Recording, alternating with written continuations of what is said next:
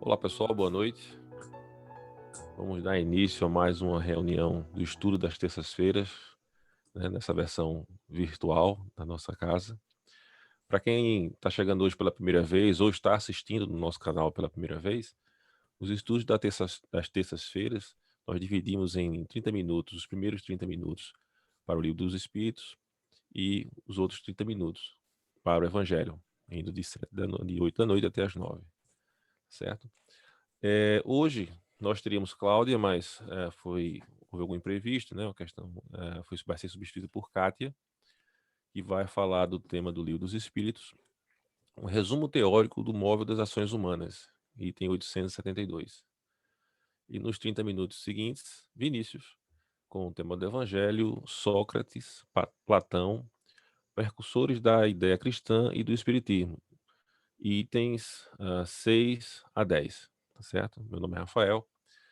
Mais uma vez, sejam todos bem-vindos e vamos dar início à nossa prece inicial.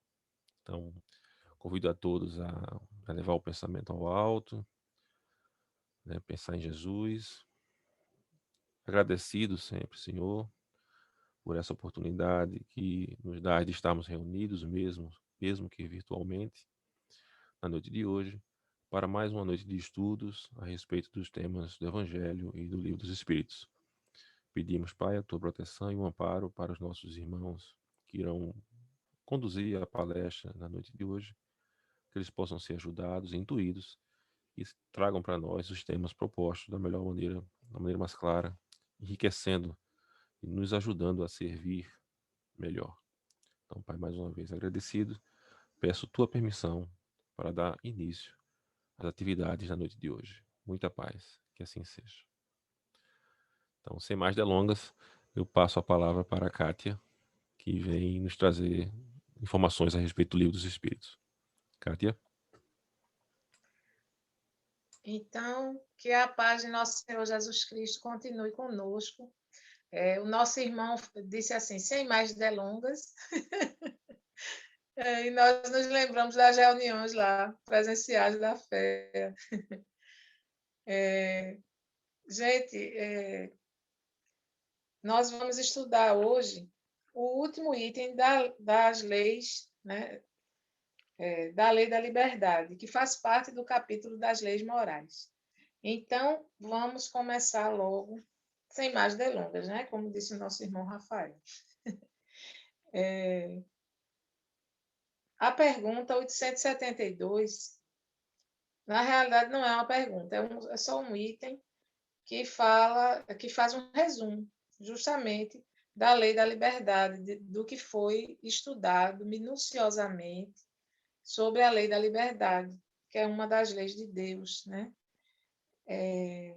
O livre-arbítrio e o determinismo são coisas que a gente vem falando, que todos os que estiveram aqui fazendo a mediação desse estudo da terça-feira falaram desde o início, né, de certa forma, de maneiras diferentes, esmiuçando isso, o que vem a ser o livre-arbítrio e o determinismo. E isso é falado agora nesse resumo, que na realidade dá esse desfecho para que a gente compreenda melhor ainda. Então, eu acho que até aqui tudo foi tão bem explicado, né? A gente vai somente fazer o apanhado nesse resumo final com relação a tudo que foi estudado. Então, o primeiro parágrafo eu vou ler todo, porque, como em todo texto argumentativo, o primeiro parágrafo é uma introdução ao que vai ser falado depois. E, ao mesmo tempo, pode ser já o resumo do que vai ser falado, esmiuçado depois. E é o caso aqui. É o resumo do resumo teórico da motivação das ações do homem. Essa motivação ela é interessante, gente, porque essa palavra motivação, o que é que nos motiva? O que é que nos impele? O que é que nos estimula? Se a gente se deixar estimular somente pelas vontades, será que a gente não vai estar caindo no precipício, no abismo, né? Ou se o nosso estímulo já for o pensar na colheita. Se um trabalhador, um agricultor, ele já planta pensando na colheita, motivado, né? Se ele já faz brilhar os olhos com o pensamento naquelas plantas, né? Naquelas ervas, naquelas aquelas hortaliças depois de grandes. Então, ele brilha os olhos quando ele está plantando. Ele fica só pensando no resultado. Então, enquanto ele planta, primeiro ele ara a terra, ele trabalha a terra, ele fertiliza, de preferência com algo natural.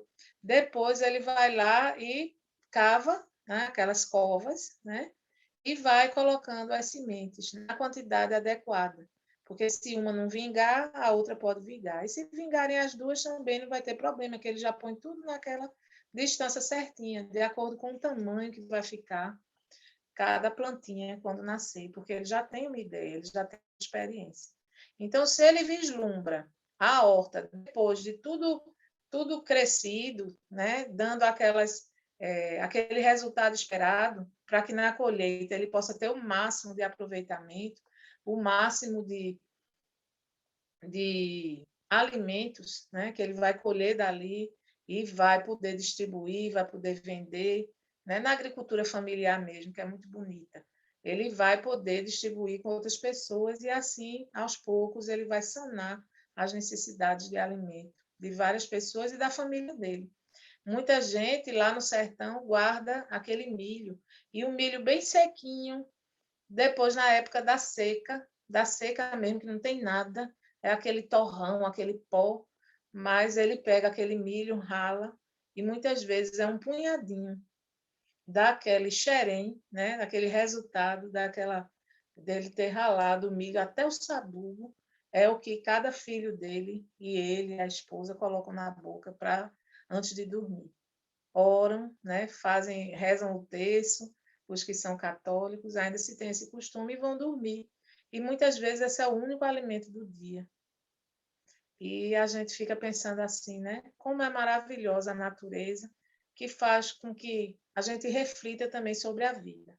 A gente pode, observando essas coisas, refletir sobre a vida. Então, se eu aro, se eu adubo, né? E se eu não espero só o bom tempo, mas eu faço minha parte, eu posso colher bons frutos. E se acontece isso, né, de vir a seca, alguma intempérie, mas se eu permanecer firme, sabe, mantiver a resignação, eu vou conseguir superar e chegar numa outra época onde a fartura volte, onde volte a chuva e eu possa arar novamente e com muita esperança nos olhos pensar na colheita. Agora, se eu só penso no momento presente, aí a minha motivação, ela pode ser assim, como esse pó, né? Vai se desfazer, o vento vai levar e a gente vai ficar realmente a ver navios. Com relação ao resultado, não vão ser resultados bons, não vão nos impulsionar para frente. Vamos ver aqui. A questão do livre-arbítrio pode ser resumida assim: o homem não é fatalmente conduzido ao mal. Os atos que ele realiza não estão antecipadamente escritos. Os crimes que ele comete não são o fato de uma sentença do destino. Ele pode, como prova e como expiação, escolher uma existência em que terá os arrastamentos do crime. Será pelo meio em que está colocado, seja pelo meio em que está colocado, seja pelas circunstâncias que sobrevirão. Mas está sempre livre para agir ou não agir.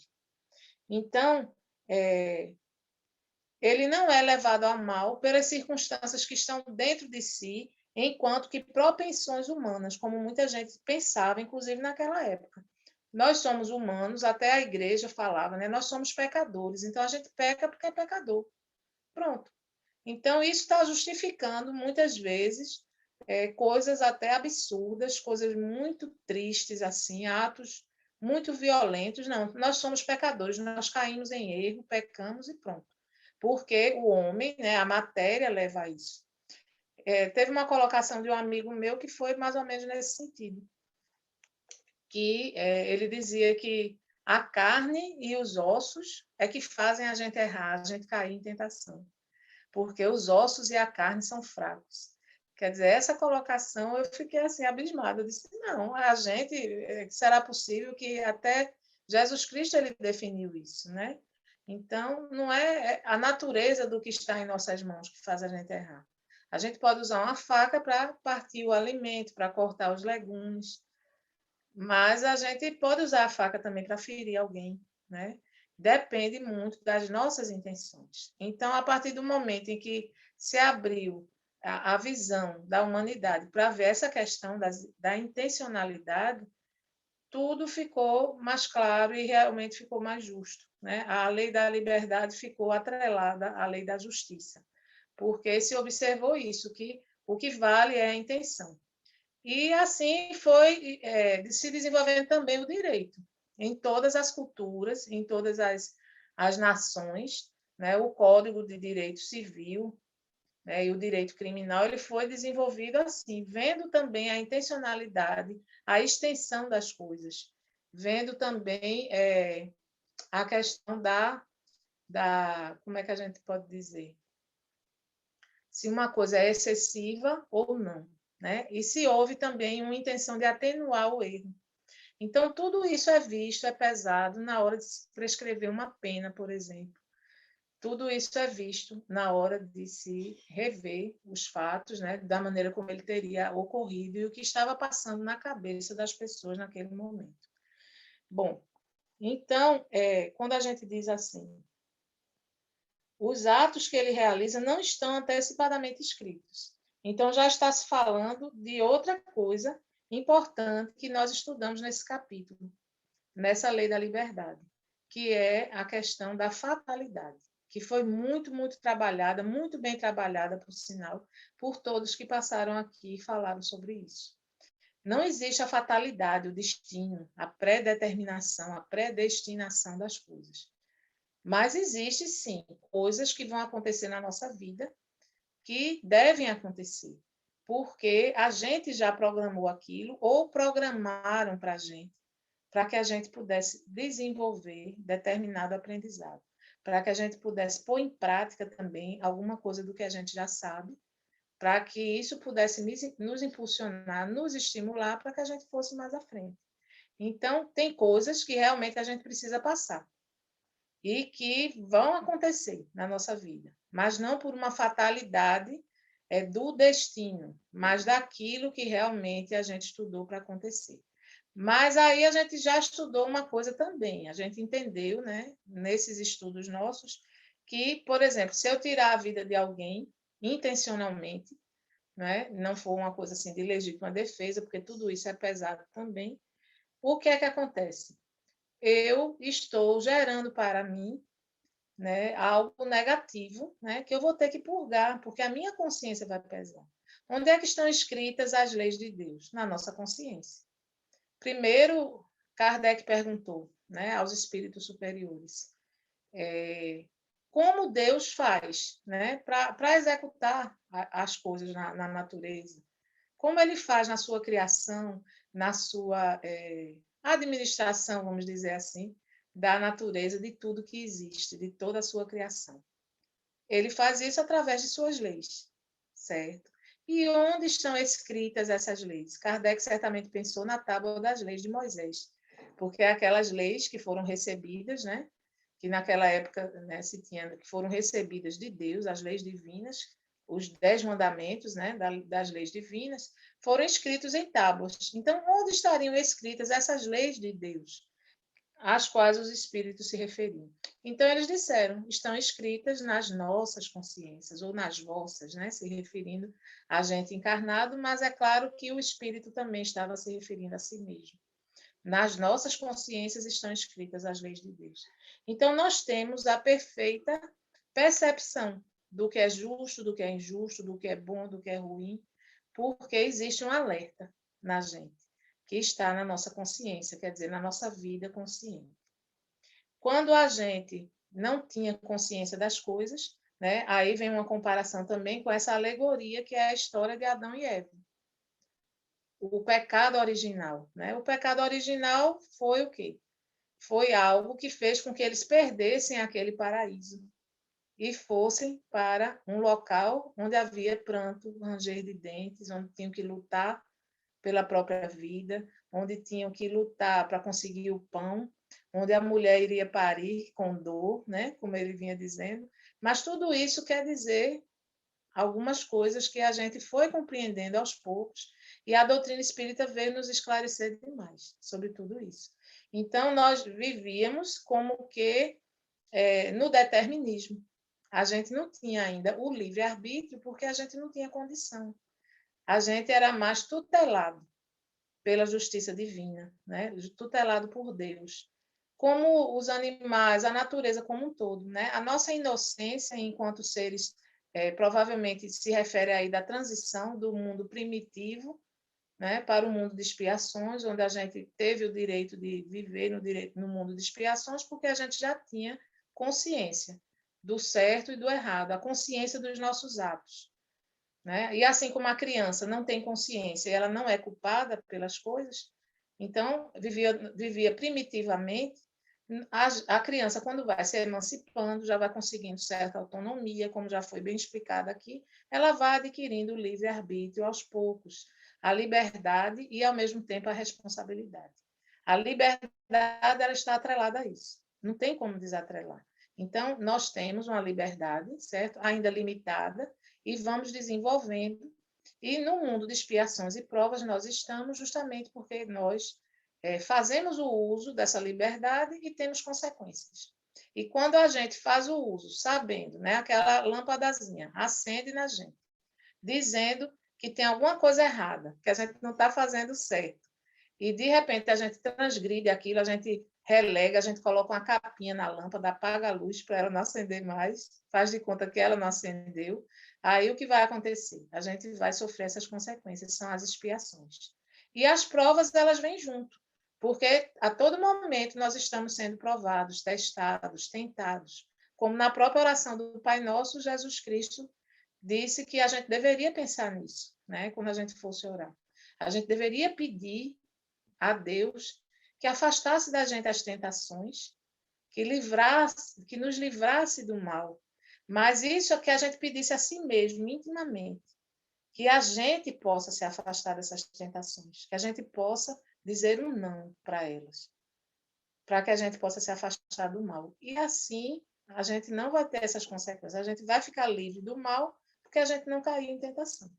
Na medida em que a gente cai na tentação de ver só o imediatismo, né, do prazer imediato, daquela sensação de vitória imediata, e não olha para o depois, a gente não vislumbra uma consequência boa para nós e para os outros, aí a gente vai estar se aproximando do mal, porque o mal, que é essa transgressão, essa tentativa de desarmonizar as coisas divinas, né, as leis divinas, é que o mal é justamente a consequência que vai vir para a gente, por uma das leis divinas, que é a lei do retorno. Então, é tudo tão perfeito que a gente começa a entender o funcionamento e a beleza disso tudo, independentemente de, no momento, nós estarmos passando por alguma expiação, até séria, ou por alguma provação muito, muito grande.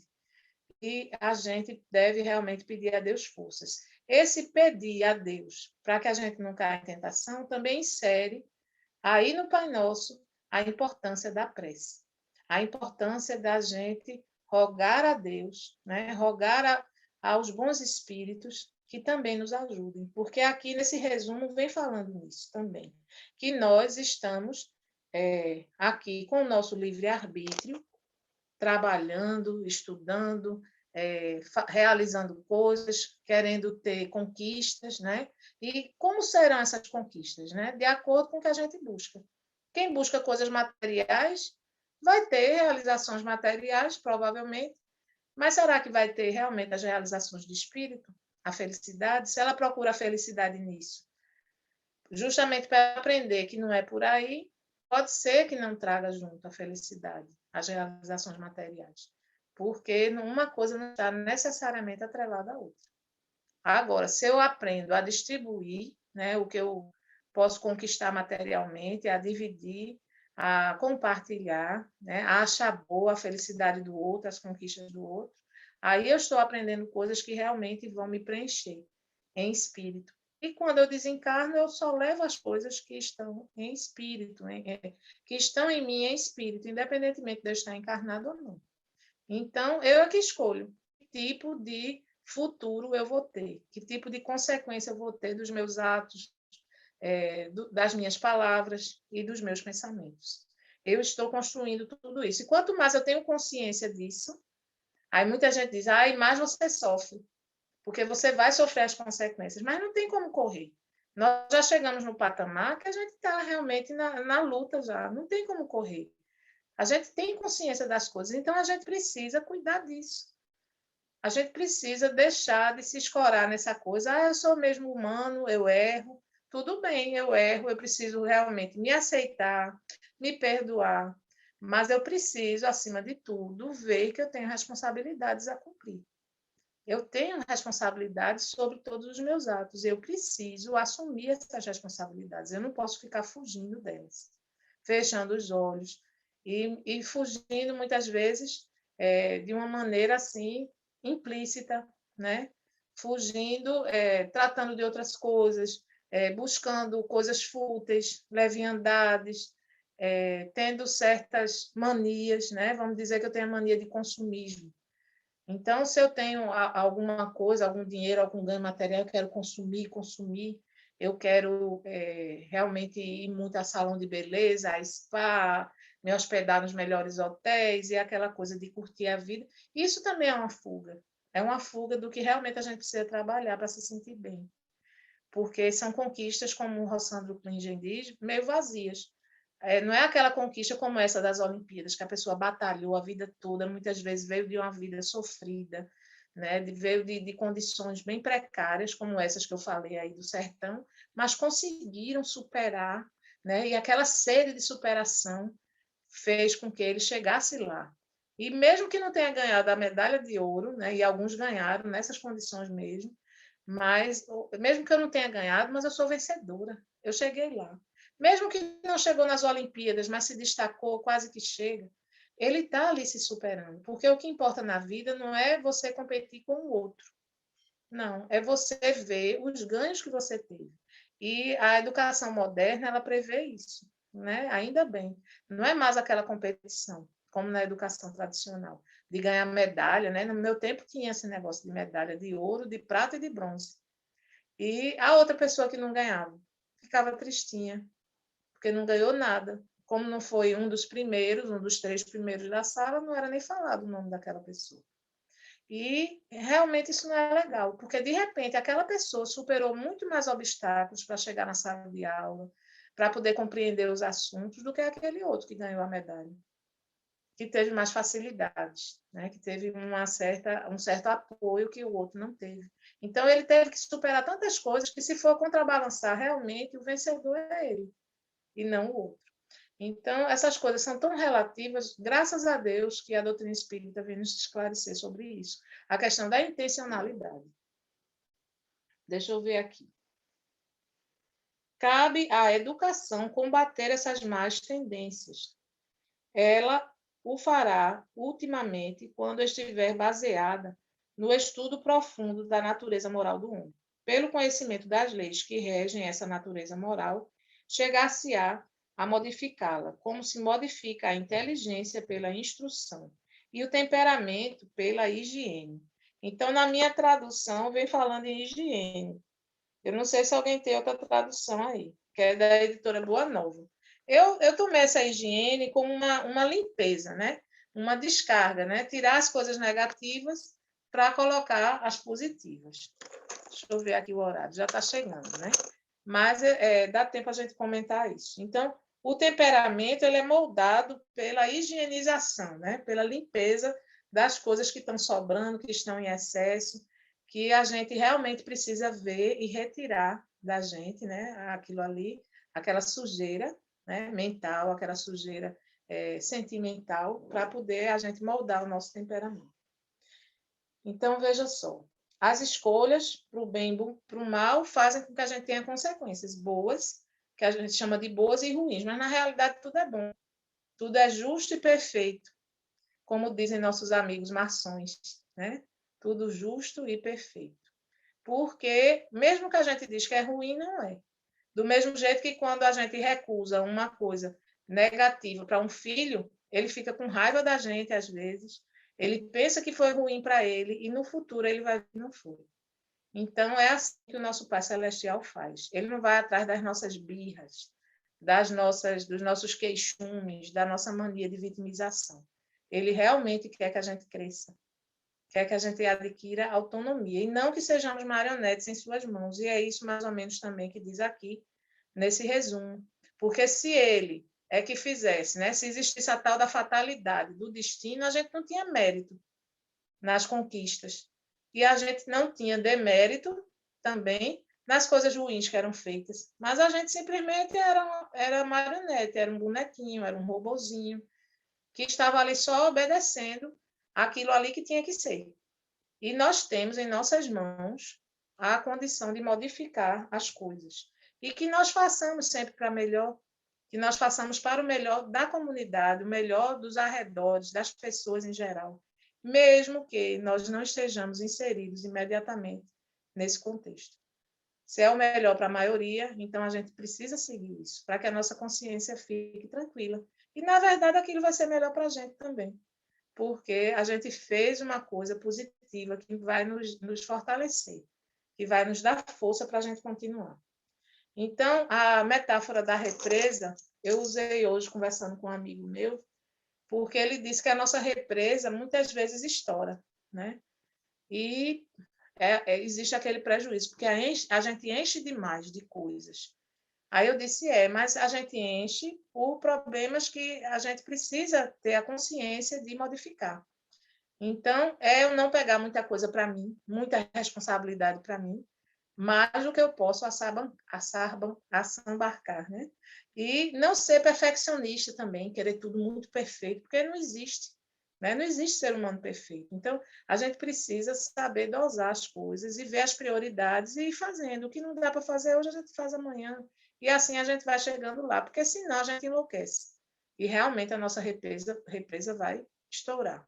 A gente precisa abrir também as comportas para escoar um pouquinho quando a gente nota que está cheio, ou seja, tirar os excessos, fazer uma limpeza naqueles excessos, naquelas coisas, aquelas preocupações que a gente tem, né, que geram as ansiedades, que a gente ficar pensando em algo que vai acontecer, o que pode acontecer. Por que pensar no que pode acontecer? A gente pensa no sentido de se prevenir, de se cuidar, de planejar uma coisa melhorzinha. Mas quando aquilo sai do nosso controle, por que a gente vai pensar que é um fim de mundo? A gente repensa, a gente encontra outras soluções. E assim a gente vai se desenvolvendo também na nossa racionalidade e vamos adquirindo virtudes na questão da nossa emotividade. E assim a gente vai crescendo. Então, veja só, a represa pode abrir as portas e pode também só represar o que é útil. E eu citei um exemplo que eu acho perfeito aqui para a gente encerrar, que é de Chico Xavier. Ele dizia assim, por que eu vou ligar para o que falam de mim? Né? Às vezes a gente enche a nossa cabeça também com as coisas que estão pensando, que estão falando da gente, e a gente aumenta o peso. Né? Deus dá o frio conforme o cobertor. Mas a gente vai lá e diminui mais a temperatura e não aguenta o frio. Nossas roupas, nossos cobertores não dão conta do frio. Mas não. Kátia, eu acho que a imagem travou aqui. Né? Não. A gente pode sofrer. Oi?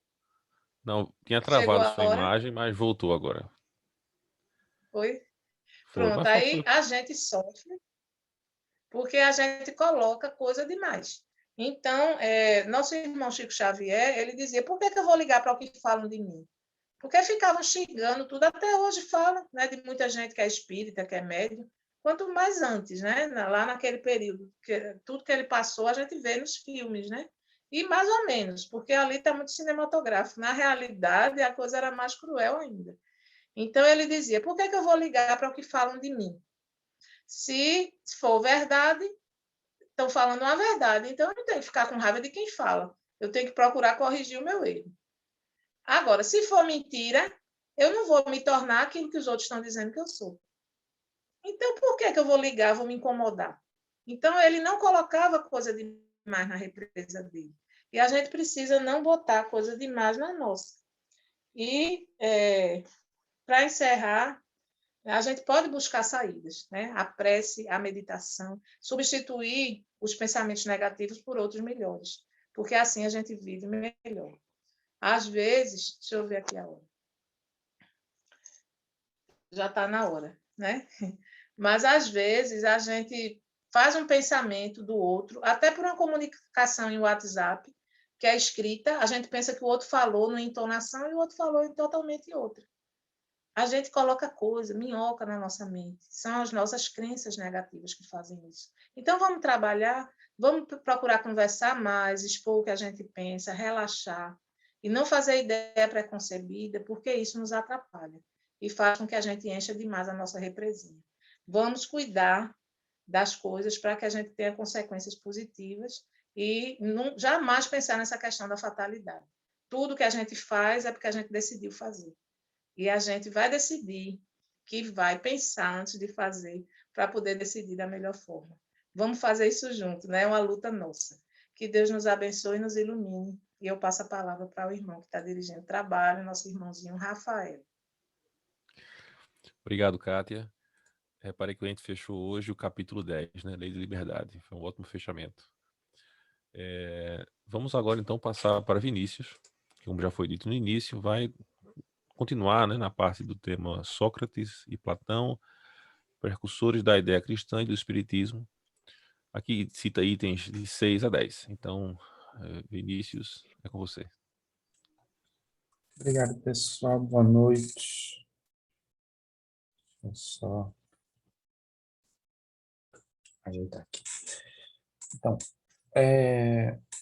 nessa nossa noite de hoje, eu vou voltar só um pouquinho ao que a gente viu na semana passada, só para contextualizar e partir de onde Juliana deixou. Então, no Evangelho, a gente reiniciou o Evangelho há pouco, né? Chegou no final, foi até as preces do Pai Nosso, e depois a gente retornou para o início, né? Como todo bom estudo, nunca tem fim, né? Ele chega no final do livro, ele volta para o início e tipo, estuda novamente. Então, a gente está aqui ainda na introdução do Evangelho segundo o Espiritismo, que é uma ótima oportunidade daqueles que estiverem começando, iniciando aqui os estudos na casa, de acompanhar o Evangelho desde o início, né? E tem um item na introdução que é chamado Resumo da Doutrina de Sócrates e Platão, e ele é dividido em vários itens. E ele vai mais ou menos assim, ele dá um resuminho, dá um parágrafo, e aí Kardec faz um comentário.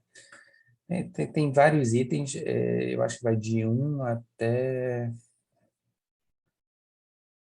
20, 15, 16, 17, 21, tem 21 itens. Então, a gente dividiu de 5 em 5, e cada semana a gente está vendo 5 desses itens. Mas por que assim, qual é a ideia básica? Assim, o que Sócrates e Platão têm a ver com o Evangelho segundo o Espiritismo? Kardec diz, né, ele dá um preâmbulo, né, a esse resumo da doutrina de Sócrates e Platão, e ele já diz ali, já especifica por quê, né, por que colocar isso aqui. E bem resumidamente, o que ele diz assim é que existem precursores do espiritismo. Quem fez evangelização espírita na época do roteiro da Federação Espírita Pernambucana e da FEB na época também, já alguns 25 anos, mais ou menos, atrás, a gente via que o primeiro item em toda a evangelização espírita aqui no Estado era precursores do espiritismo. Aí depois entrava mesmo no assunto em si. E se via Sócrates e Platão, se via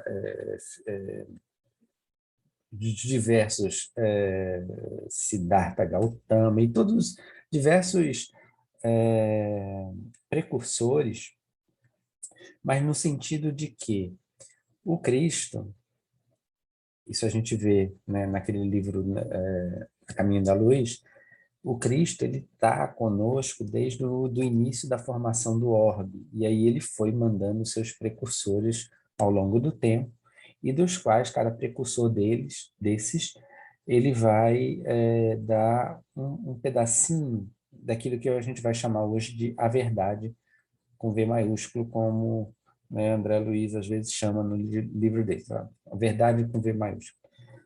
E aí cada um desses precursores vai vendo um pedaço. Sócrates e Platão não foge a esse padrão aqui, e a gente vai observar que a doutrina, o resumo da doutrina de Sócrates e Platão, ele tem vários pontos em comum com o espiritismo. Qual é o objetivo, então, né? Como é que a gente pode interpretar isso? Uma forma de interpretar, que eu acho que fica um pouco a desejar, seria assim, existem várias semelhanças, coincidentemente, existem várias semelhanças entre a doutrina espírita e a doutrina de Sócrates e Platão. Outra forma de ver a mesma coisa é pensar que existe um conjunto de leis, e essas leis, elas são universais, elas valem para o universo inteiro. Esse conjunto de leis são imutáveis, eles não ficam mudando. Hoje, eu acho que hoje no jornal estava saindo uma entrevista, disse, não, a gente fez uma lei para tal e tal, tal coisa, aí não chegou nem a aplicar a lei, já mudaram a lei de novo, e já não é mais a lei que passou, porque fica mudando, aí não é retrocesso, tá lá, aquela confusão. Mas assim, aqui a gente tem um conjunto de leis totalmente diferentes. São leis que valem para o universo inteiro. E são leis que valem não só para o universo inteiro, mas que valem para todo o passado de cada ponto do universo inteiro, como para todo o futuro. E o que a gente está fazendo é observar pedaços, né, dessas leis. No Livro dos Espíritos a gente vai ver tem uma das mensagens, das perguntas 600 e eu não sei o número exato, não vou arriscar dar o número errado, mas existe uma das perguntas lá pelas 642, se não me engano, por ali, mais ou menos, que diz assim que as parábolas que Jesus contavam ele estava enunciando as leis, né? Ele não estava contando histórias, não estava contando historinhas assim, ele estava colocando, né, a lei com L maiúsculo na forma de parábolas. E o que Sócrates e Platão está fazendo aqui também, assim como o Espiritismo, ele está colocando em palavras essa lei universal que vale para todos sempre. Que traz essas leis universais? A gente viu 5 na semana passada, e hoje vamos ver mais 5. Bom, a quinta. A quinta vai falar das almas após a morte, o gênio, daimon ou demônio, que nos fora designado durante a vida, leva-nos a um lugar onde se reúnem todos os que têm que ser conduzidos ao Hades para serem julgados. As almas, depois de haverem estado no Hades, o tempo necessário, são reconduzidas a essa vida em múltiplos e longos períodos. Só tem um detalhe em relação a quando a gente vai interpretar. Se a gente for interpretar tudo ao pé da letra, nada bate com nada e nada faz sentido, tá?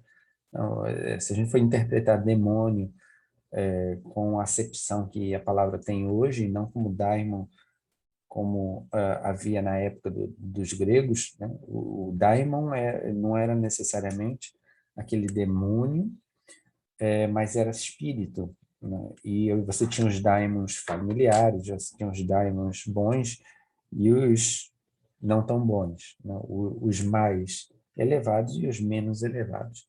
Bom, os espíritos sempre existiram, né? Seja hoje, seja na época dos gregos, ou seja, desde sempre. Então, o que Sócrates está colocando é que ele observou, é semelhante a,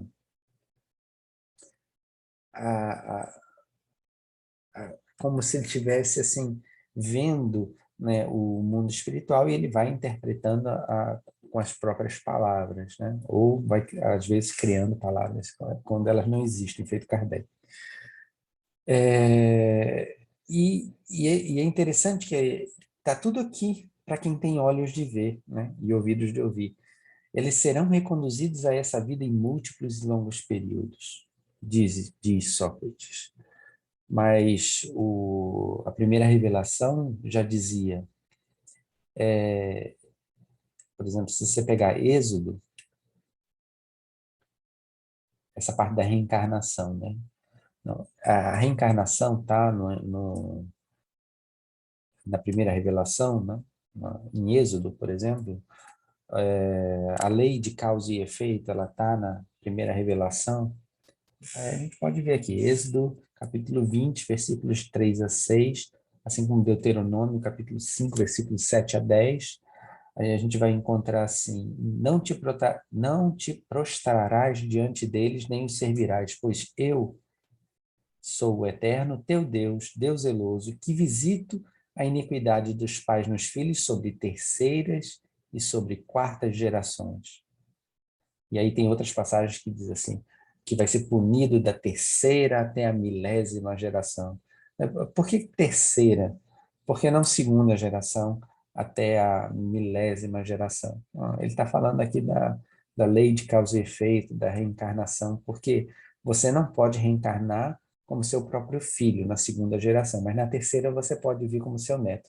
Então, na lei de causa e efeito, a iniquidade dos pais ela se dá a partir da terceira, nas terceiras e quartas gerações. O que eles estão fazendo? Eles estão vendo a lei, estão vendo a verdade com seus olhos e colocando com outras palavras, assim, mas para interpretar tem que ter olhos de ver. Isso aqui, essa interpretação não é minha, né? Lógico, né? É o Haroldo que diz isso, que nessas palavras, quando ele diz terceiras e sobre as quartas gerações, ele está falando aqui do retorno como neto, né? Para você pagar o que você fez, pagar entre aspas, né? Para você refazer o mal a partir da terceira, como seu neto. Aí você volta como seu neto para desfazer o mal que fez. Então, independente de qual revelação você esteja, na primeira, na segunda, na terceira, independente se você esteja fora ou dentro do Espiritismo, se esteja dentro de Sócrates e Platão, ou se esteja dentro de qualquer coisa que você queira, né, até sei lá, da Umbanda, tem várias coisas. A Umbanda é muito próxima já, né, não vale. Mas se você pegar qualquer outra doutrina, sempre você vai encontrar aí um pedacinho, né, do espelho, né, que reflete toda a verdade. Então, os demônios ocupam o espaço, sexta, né? Sexto ponto da doutrina de Sócrates e Platão vai dizer assim, os demônios ocupam o espaço que separa o céu da terra, constituem laço que une o grande todo a si mesmo. Não entrando nunca a divindade em comunicação direta com o homem, Deus não se comunica diretamente com o homem, é por intermédio dos daimons, dos espíritos, que os deuses entram em comércio, em comunicação, e se entretêm com ele, quer durante a vigília, quer durante o sono. Tem vários itens aí dentro, né? O fato de você ter os espíritos saindo, se emancipando durante o sono, irem ter com os espíritos daqueles que já se foram da Terra, né? Que já se foram, seja por comunicação direta, pela mediunidade. Então, está tudo aqui, né, para quem tem a chave para abrir essa porta, né, do conhecimento. Diz que a gente precisa, para interpretar a Bíblia, ou para interpretar, a gente precisa da chave correta. Então, a Kardec adianta, né, e diz assim que a palavra daimon, né, da qual fizeram o termo demônio, não era na antiguidade tomada a má parte apenas, e poderia significar tanto os espíritos superiores, ou deuses, tanto quanto os menos elevados ou mais materializados, que se comunicavam diretamente com os homens. E assim também no espiritismo, né? Se diz que os espíritos povoam o espaço, que Deus só se comunica com os homens por intermédio dos espíritos puros, e que são os incumbidos de lhes transmitir a verdade. E aí, quando a gente vai para o Espiritismo, está lá, né, em A Caminho da Luz, né, que logo no primeiro capítulo, é muito interessante, né, quando a comunidade de espíritos eleitos do Senhor se reuniu por somente 3 vezes nas proximidades da Terra, a primeira para decidir sobre a vida, a segunda, a vinda do Cristo, e a terceira, agora há pouco, mais recentemente, sobre a transição planetária. Então, quais foram as 3 coisas mais importantes que existiram nos últimos 4,5 bilhões de anos, que merecia uma conferência, um congresso de espíritos puros e eleitos do Senhor, né? 3 coisas, são as 3 coisas mais importantes. A vida, a vinda do Cristo, né? E a transição planetária. E aí esses anjos, né? Esses espíritos puros e eleitos do Senhor, né? São aqueles pelos quais Jesus faz parte de um desses, né? E cuida do seu aprisco, das suas ovelhas, nós, né? São das quais ele conhece uma a uma pelo nome, né? Bom, então, os plano espiritual está povoado de espíritos, isso a gente conhece bem aqui no Espiritismo. 7ª, existe uma preocupação, a preocupação constante do filósofo, tal como compreendiam Sócrates e Platão, é a de tomar o maior cuidado com a alma, menos pelo que respeita a essa vida, que não dura mais que um instante, do que tendo em vista a eternidade. Desde que a alma é imortal, não será prudente viver visando a eternidade. Kardec faz um menor comentário de todo o Evangelho, provavelmente. Ele resume tudo numa frase, é bem sucinto. Cristianismo e Espiritismo ensinam a mesma coisa. Pronto. Então, a alma ela é imortal, a vida do espírito, a gente deve viver a vida como quem vive o espírito e menos como aquele que vive para o material. Isso tem enormes exemplos, só para pegar um aqui, não sem fim de exemplos, mas em André Luiz, pegando outra revelação, agora a terceira revelação, André Luiz vai dizer, né? A vida não cessa, a vida é fonte eterna e a morte é jogo escuro de ilusões. O grande rio tem seu trajeto antes do mar imenso. Copiando-lhe a expressão, a alma percorre igualmente caminhos variados e etapas diversas. Também recebe afluentes de conhecimentos, aqui e ali, avoluma-se em expressão e purifica-se em qualidade, antes de encontrar o oceano eterno da sabedoria. Acho que são as palavras mais belas de André Luiz, né? São na introdução de Nosso Lar. Então, cerrar os olhos carnais constitui operação demasiadamente simples. Trocar a roupa, permutar a roupagem física não decide o problema fundamental da iluminação. Assim como a troca de vestidos nada tem a ver com as soluções profundas do destino e do ser. O ser que tem as suas imperfeições e nada faz para se melhorar, termina desencarnando tal qual era.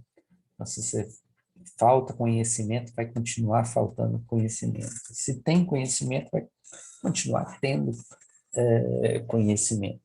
Se tem méritos, vai continuar tendo méritos, porque a gente só leva da vida aquilo que a gente consegue carregar através do túmulo, e não tem muitas coisas que a gente consegue carregar, né, quando passa pela passagem, né, essa grande passagem aqui, né, pela morte do corpo físico. E André Luiz vai dizer que, na verdade, tem muito pouca coisa que a gente não consegue levar, né, a caridade que se faz, né, o conhecimento que se tem, e mais nada. Os méritos que se adquiriu durante a vida. Ó caminhos das almas, misteriosos caminhos do coração, é mister percorrer-vos antes de tentar a suprema equação da vida eterna. Indispensável viver o vosso drama, conhecer-lhes detalhe a detalhe no longo processo do aperfeiçoamento espiritual.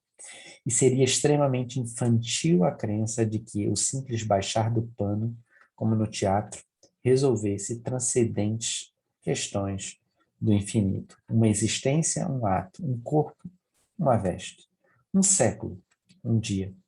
Um serviço, uma experiência. Um triunfo, uma aquisição.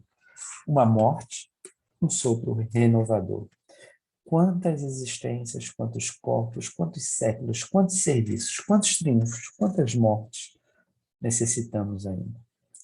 E o letrado em filosofia religiosa fala de deliberações finais e posições definitivas. Ai, por toda parte, os cultos em doutrina e os analfabetos do espírito. São palavras assim bastante fortes. Cultos em doutrina e analfabetos, né, do espírito. Né? É preciso muito esforço do homem para ingressar na academia do Evangelho do Cristo. Ingresso que se verifica quase sempre de estranha maneira. Ele só na companhia do mestre, efetuando o curso difícil e recebendo lições sem cátedras visíveis e ouvindo vastas dissertações sem palavras articuladas. Muito longa, portanto, nossa jornada laboriosa. É a mesma coisa que Sócrates está dizendo aqui. Né? A gente vive mais a vida da alma, ou a gente deveria viver mais a vida da alma e menos a vida maculada a vida mortal, porque a vida da alma é que é a vida imortal. Né? E não é mais providente viver visando sempre essa eternidade? Né? O Espiritismo e o Cristianismo ensinam a mesma coisa. Que são revelações, né? Não são criações do homem. Não são essas leis que mudam todo dia, mudam antes de ser aplicado. Antes de entrar em vigor já estão mudando. Não, são leis que valem para todo sempre. 8. Se a alma é imaterial, tem que passar, após essa vida, a um mundo igualmente invisível e imaterial. Parece o Espiritismo falando, mas não é. É Sócrates e Platão. Se a alma é toda imaterial, ela tem que passar após essa vida a um mundo igualmente invisível e imaterial, do mesmo modo que o corpo, decompõe-se e volta à matéria. Muito importa, no entanto, distinguir bem a alma pura, imaterial de verdade, da alma mais ou menos maculada de impurezas materiais, que a impedem de elevar-se para o divino e a retém nos lugares da sua estada na Terra. Inúmeros são os exemplos, eu queria lembrar só um, também libertação, por exemplo. Tem uma hora que os mentores espirituais, eles vão entrar em planos, vão entrar naquele que se chama a Cidade Estranha, né? O capítulo da Cidade Estranha. Aí eles baixam a vibração, demoram horas ali se concentrando para baixar a vibração e tornar mais denso, né, o seu perispírito e adentrar, passando despercebido e se infiltrar dentro de um séquito de espíritos voltados ao mal, e aí, a partir daí, ir modificando de dentro para fora, né, todo aquele grupo de equivocados. Acho que a Libertação é um dos melhores livros de Chico, não deixem de ler, tá? É muito excelente. Nono, se a morte fosse a dissolução completa do homem, muito ganhariam com a morte os maus, pois se veriam livres ao mesmo tempo do corpo, da alma e dos vícios. Então, se a alma fosse o zero, a aniquilação total, quem tem a ganhar? Né? Os maus. Aquele que guarnecer a alma, não de ornatos estranhos, mas com os que lhes são próprios, só esse poderá guardar tranquilamente a hora da sua partida para o outro mundo. Que equivale a dizer que só o materialismo, né, com o proclamar depois da morte do nada, só ele sai ganhando, porque se você pode viver o que quiser e depois está todo mundo igual, está todo mundo no nada. Então, se você pensar nesse sentido, só o mal tem a ganhar com o nada, né? Mas o homem, a gente precisa do bem, desse espírito, para também que o mundo evolua. Vai ser uma necessidade, né, a doutrina dos espíritos para que se realmente mude o mal, senão vai ser eternamente a lei do egoísmo, né? E o último, vou baixar dos panos aqui do horário também. O último, que é o 10º, ele vai dizer assim, que o corpo conserva bem impressos os vestígios dos cuidados de que foi objeto e dos acidentes que sofreu. Dá-se o mesmo com a alma. Quando despida do corpo, ela guarda evidentes os traços de seu caráter, de suas afeições e as marcas que lhe deixaram todos os atos da sua vida. Assim, a maior desgraça que pode acontecer ao homem é ir para o outro mundo com a alma carregada de crimes. Vês, Cálides, que nem tu, nem Pólux, nem Górgias podereis provar que devamos levar outra vida que nos seja útil quando estejamos do outro lado. De tantas opiniões diversas, a única que permanece inabalável é a que mais vale receber do que cometer uma injustiça. Mais vale receber do que cometer uma injustiça. E que, acima de tudo, devemos cuidar não de parecer, mas de ser homens de bem. Parece que ele estava citando o capítulo dos homens de bem aqui do Evangelho, né? Depara-se aqui, né, outro ponto capital confirmado hoje pela experiência de que a alma não depurada conserva ideias, tendências e caráter e as paixões que teve na Terra, lógico, porque a consciência nossa não está no corpo, né, está na alma.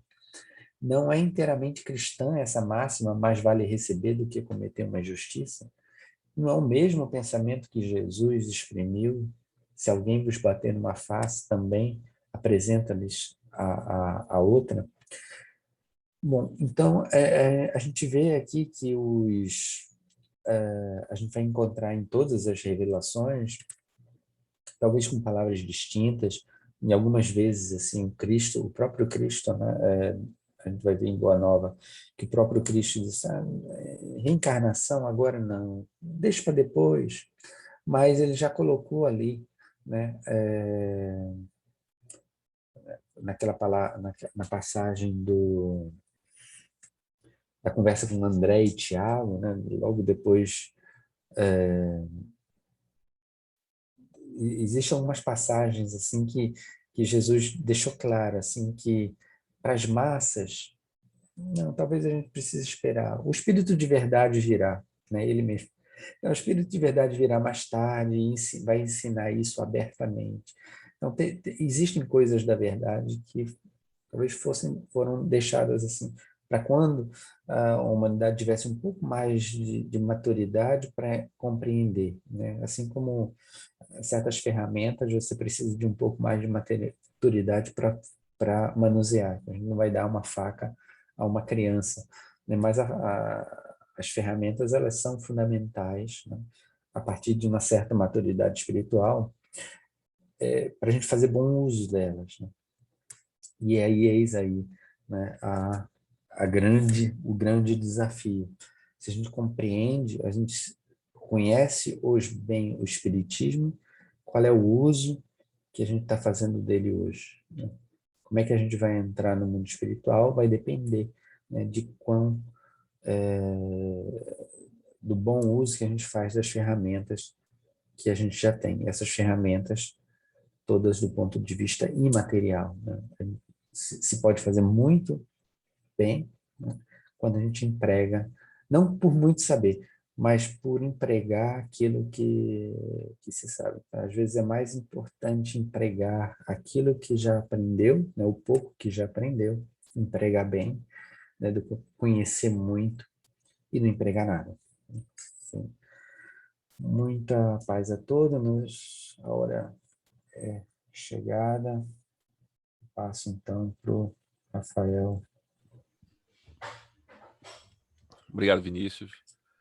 Obrigado também a Kátia, que nos fez um fechamento do capítulo 10, na primeira parte dos trabalhos de hoje, né? Na questão dos espíritos, e Vinícius, que nos trouxe aí como ele bem citou, né, na explicação dele, não as coincidências entre relação à teoria de Sócrates e de Jesus, não é isso. Mas como ele bem colocou logo no início, tudo caminha para uma verdade, né? A verdade, um V maiúsculo, né? Então, todos esses enviados que vieram ao longo dos séculos foram trazendo um pouco dessa verdade e a gente ainda está a caminho de conhecer essa verdade. Então, fica um abraço a todos vocês, né? Vamos fazer nossa prece final, para finalizar os trabalhos de hoje. Elevando mais uma vez o pensamento ao alto, a Jesus, ao Pai. Agradecidos, Senhor, estamos por essa oportunidade que nos foi dada de participarmos dessa reunião da noite de hoje, onde com certeza enriquecemos mais e nos relembramos também, como disse o nosso irmão Vinícius, é importante sempre estudar e continuar estudando, porque ainda estamos em desenvolvimento. Na verdade, ainda estamos no início da nossa caminhada. Temos muito a aprender, muito a praticar. E todas essas informações nos ajudam no desenvolvimento moral, intelectual, a melhor servir. Então, Pai, muito obrigado. Agradeço a ajuda que foram dedicadas aos nossos irmãos que conduziram os trabalhos de hoje na palestra. E pedimos, Pai, que outras oportunidades como essa nos sejam dadas, se for de tua vontade. Muita paz para todos. Que assim seja. Boa noite, pessoal. Ou boa tarde, bom dia, se você estiver assistindo pelo nosso canal no YouTube. Até a próxima. Boa noite, gente. Vamos na paz.